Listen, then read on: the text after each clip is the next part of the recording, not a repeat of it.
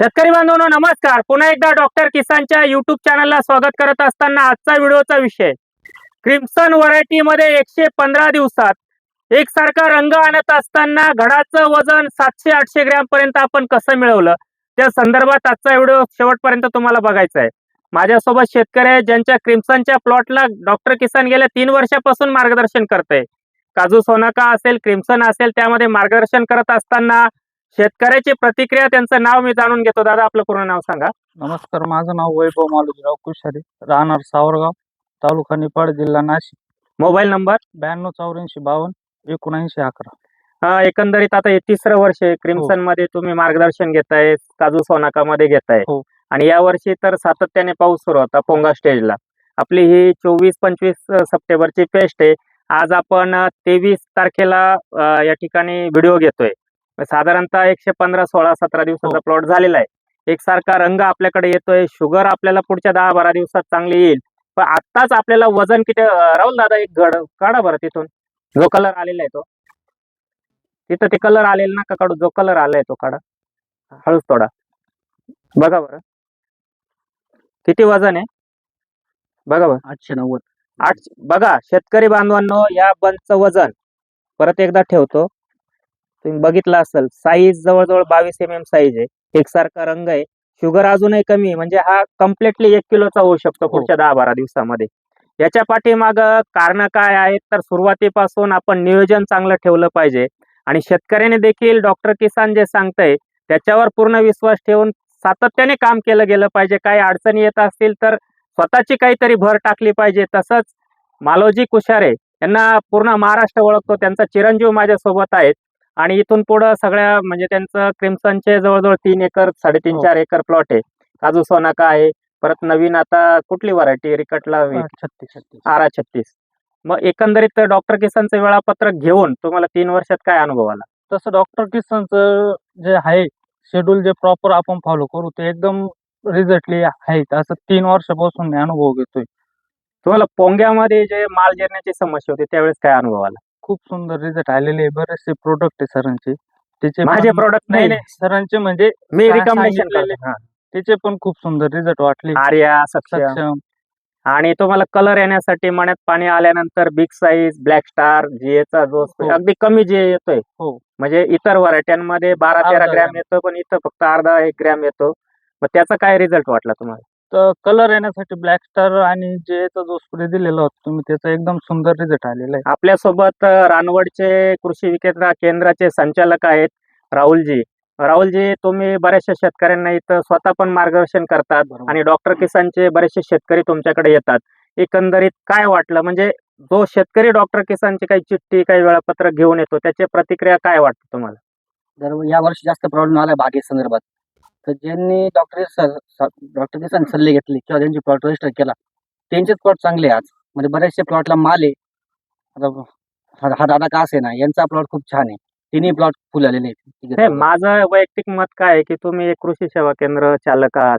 तुमच्याकडं बऱ्याचशा इथं 10-15 गावामधले शेतकरी येतात. बरोबर. तुमचं पण काम आहे शेतकऱ्यांना तुम्ही मार्गदर्शन पण करतात भाजीपाला असेल द्राक्ष शेतीमध्ये. पण माझा एक वैयक्तिक मुद्दा असा आहे एक प्रश्न असा आहे की तुमच्याकडे येणारे डॉक्टर किसान असेल माझ्यापेक्षाही चांगले मार्गदर्शकांच्या चिठ्ठ्या येत असतील चांगले चांगले कृषी सेवा केंद्र असतील किंवा कृषी सल्लागार असतील त्यांचं तुमच्याकडे चिठ्ठी येते त्यातून डॉक्टर किसानची चिठ्ठी घेऊन आल्यानंतर त्या शेतकऱ्याची प्रतिक्रिया काय असते? कमी खर्च जास्त उत्पन्न असते. 100% कारण हा एक हे उत्तर मला अपेक्षित होतं आणि गेल्या 8-9 वर्षापासून आम्ही तोच उद्देश घेऊन कमीत कमी खर्चामध्ये जास्तीत जास्त उत्पादन द्राक्ष शेती डाळिंब शेती केळी उत्पादक असेल ऊस असेल कांदा असेल इतर भाजीपाला असेल याच्यामध्ये कमी खर्चामध्ये उत्पादन घेत असताना आपल्याला चांगल्या पद्धतीमध्ये नफा कसा ठेवता येईल त्या संदर्भामध्ये आजचा व्हिडिओ. आणि एका घडाचं वजन जर अजून आपल्याला 12-13 ब्रिक शुगर असताना हा बंच आपण बघितला. हा थोडासा मोठा बंच आहे ठीक आहे 800 किती आहे 890 आहे. परत एक चांगला छोटा बंच तोडून बघा ज्याला कलर आलेला आहे ज्याच्यामध्ये थोडी शुगर आहे. तर शेतकरी नको म्हणायला तुम्ही निवडून काढला आणि त्याचंच वजन एवढं आहे असं पण नको व्हायला. बघा याचं किती वजन आहे 790. बघा दूध का दूध पाणी का पाणी. आता कसं आहे अजून हार्वेस्टिंगला टाइम आहे उगाच झाडांचं आता याचा कलर आणि याचा कलर याच्यामध्ये तफावत आहे. आता हे 2 बंच ठेवले तर वजन किती होतंय 1670. इथं जर 18 ब्रिक शुगर आली आणि पूर्ण एकसारखा रंग पुढच्या 10-12 दिवसात आल्यानंतर हे वजन 2200 ते 2400 ग्रॅम असल्याशिवाय राहणार नाही. याच्यासाठी आपल्याला काय करायचंय, क्रिम्सन असेल, मामा जम्बो असेल, नानासाहेब पर्पल असेल, त्याचप्रमाणे कलर व्हरायटीमध्ये किंगबेरी असेल, फक्त क्रिम्सन मध्ये तुम्हाला काय करायचंय, तिथं तुम्हाला मण्यामध्ये 100% पाणी आलं, 30-40% कलर युनिफॉर्म दिसायला लागला, त्यावेळेस तुम्हाला एस स्प्रेचा त्या ठिकाणी वापर करायचा आहे. एकरी फक्त जीए घ्यायचंय, फक्त आणि फक्त 2 gram, Black Star 1 litre, big size 1 litre, टेक्कॅल 1 लिटर, डायरेक्टर 1 लिटर. पानं चांगले राहतील, युनिफॉर्म कलर येईल, साईज चांगली मिळेल फक्त क्रिम्सन मध्ये. आणि त्याच्यानंतर बाकीच्या कुठल्याही कलर व्हरायटी असो तिथं तुम्हाला जीए घ्यायचंय 12 ग्रॅम.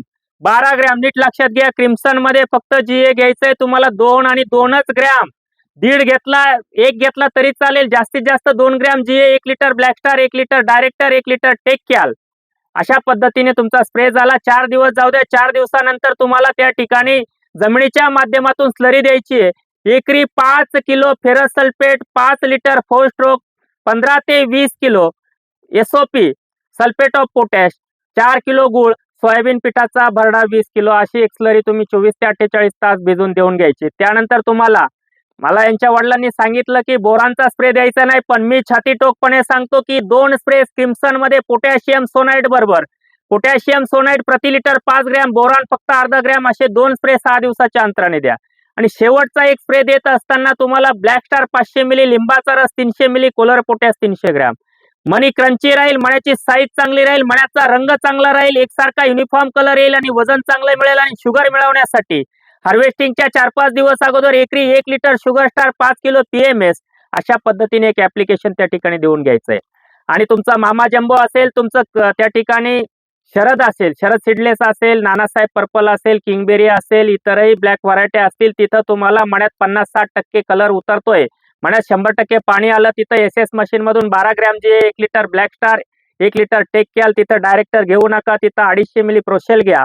असा एक स्प्रे करा. 4 दिवस जाऊ द्या. जी स्लरी सांगितली क्रिम्सनला ती स्लरी द्या. त्यानंतर 2 दिवसाने पहिला स्प्रे त्या ठिकाणी करा. पोटॅशियम सोनाइट 1 किलो, बोरान 100 ग्रॅम, 3 ते 4 दिवस जाऊ द्या. 3-4 दिवसानंतर तुम्हाला त्या ठिकाणी महत्वाची फवारणी सांगतो. पोटॅशियम सोनाइट बोरान नंतर 3-4 दिवसाने फवारणी तुम्हाला करायची.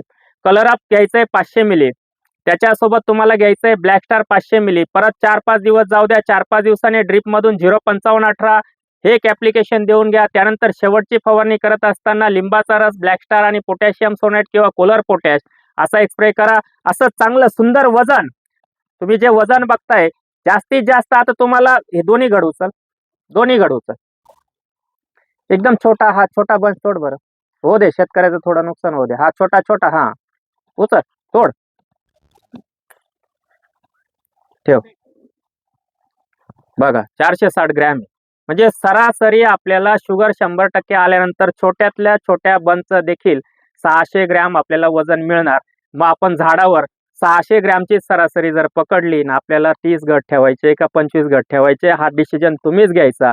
जेणेकरून एका झाडापासून आपल्याला 15 किलो वजन कसं मिळवता येईल, त्या संदर्भामध्ये आपण किती बंच ठेवले पाहिजे, एका बंचचं वजन, एका मण्याचं वजन आपण किती ठेवलं गेलं पाहिजे, आणि त्यासाठी अन्नद्रव्य व्यवस्थापन कसं केलं गेलं पाहिजे. शेवटच्या अंतिम टप्प्यामध्ये निक्रोसिस जर ज्यांना जाणवत असेल त्यासाठी एक महत्वाचं ऍप्लिकेशन देखील सांगतो.